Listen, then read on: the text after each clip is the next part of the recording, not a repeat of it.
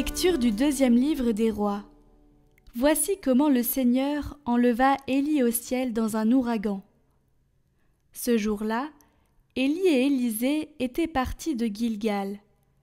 Arrivés à Jéricho, Élie dit à Élisée : « Arrête-toi ici, et moi, le Seigneur m'envoie au Jourdain. » Mais Élisée répliqua : « Par le Seigneur qui est vivant, et par ta vie, je ne te quitterai pas. » Ils continuèrent donc tous les deux. 50 frères prophètes qui les avaient suivis s'arrêtèrent à distance pendant que tous deux se tenaient au bord du Jourdain. Élie prit son manteau, le roula et en frappa les eaux, qui s'écartèrent de part et d'autre. Ils traversèrent tous deux à pied sec. Pendant qu'ils passaient, Élie dit à Élisée : « Dis-moi ce que tu veux que je fasse pour toi avant d'être enlevé loin de toi. » Élisée répondit : « Que je reçoive une double part de l'esprit que tu as reçu. » Élie reprit : « Tu demandes quelque chose de difficile. Tu l'obtiendras si tu me vois lorsque je serai enlevé loin de toi. Sinon, tu ne l'obtiendras pas. » Ils étaient en train de marcher tout en parlant, lorsqu'un char de feu, avec des chevaux de feu, les sépara. Alors Élie monta au ciel dans un ouragan.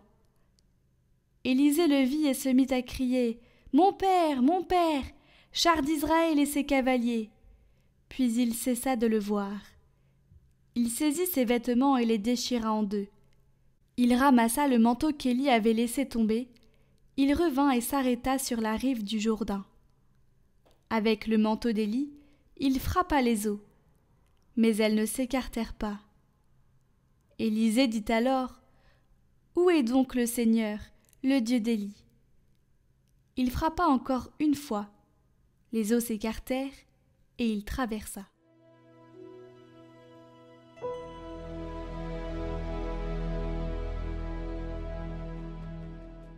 Soyez forts, prenez courage, vous tous qui espérez le Seigneur.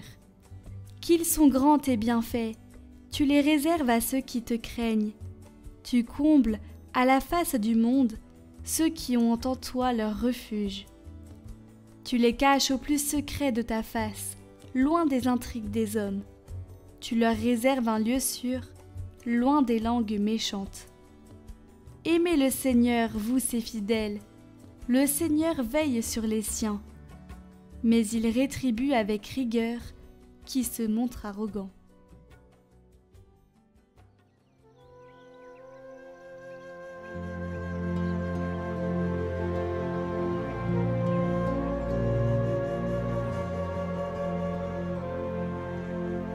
Évangile de Jésus-Christ selon saint Matthieu. En ce temps-là, Jésus disait à ses disciples : « Ce que vous faites pour devenir des justes, évitez de l'accomplir devant les hommes pour vous faire remarquer. Sinon, il n'y a pas de récompense pour vous auprès de votre Père qui est aux cieux. Ainsi, quand tu fais l'aumône, ne fais pas sonner la trompette devant toi, comme les hypocrites qui se donnent en spectacle dans les synagogues et dans les rues, pour obtenir la gloire qui vient des hommes.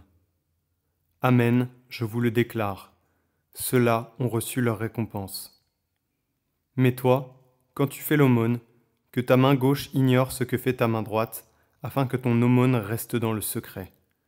Ton Père qui voit dans le secret te le rendra. Et quand vous priez, ne soyez pas comme les hypocrites. Ils aiment à se tenir debout dans les synagogues et au carrefour pour bien se montrer aux hommes lorsqu'ils prient. Amen, je vous le déclare, ceux-là ont reçu leur récompense. Mais toi, quand tu pries, retire-toi dans ta pièce la plus retirée, ferme la porte, et prie ton Père qui est présent dans le secret. Ton Père qui voit dans le secret te le rendra. Et quand vous jeûnez, ne prenez pas un air abattu, comme les hypocrites. Ils prennent une mine défaite, pour bien montrer aux hommes qu'ils jeûnent. Amen, je vous le déclare, ceux-là ont reçu leur récompense. Mais toi, quand tu jeûnes, parfume-toi la tête et lave-toi le visage. Ainsi, ton jeûne ne sera pas connu des hommes, mais seulement de ton Père qui est présent au plus secret. Ton Père qui voit au plus secret te le rendra.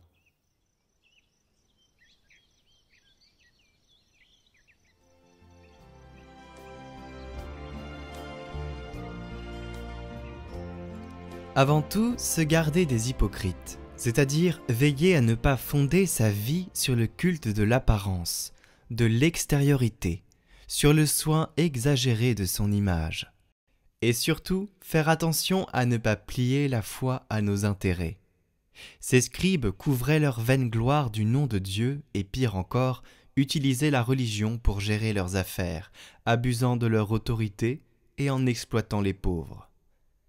Ici, nous voyons cette si mauvaise attitude que nous voyons dans tant de lieux, dans tant d'endroits. Aujourd'hui encore, le cléricalisme se fait d'être au-dessus des humbles, de les exploiter, de les battre, de se sentir parfait. Tel est le mal du cléricalisme. C'est un avertissement pour tous les temps et pour tous.